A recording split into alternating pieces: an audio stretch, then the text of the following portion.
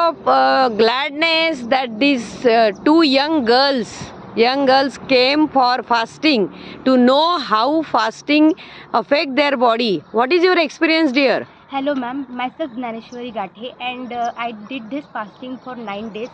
And talking about my experience, I didn't feel like I am exhausted or something like that, but I feel a sense of mental clarity. It surely helped me in my studies, and I am feeling really very nice. And with this fasting, firstly I was not believing in this fast.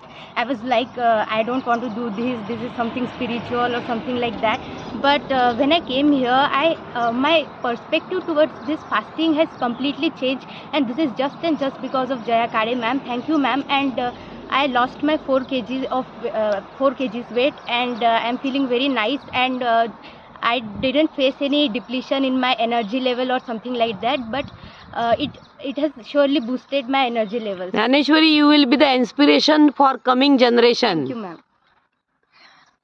नमस्कार, मी वृषाली अशोक महले. मी पुनोतीवरून आलेली आहे आणि मी इथे Panchavati form येथे 9 दिवसाच्या शिबिरासाठी आलेली आहे, उपवास शिबिरासाठी.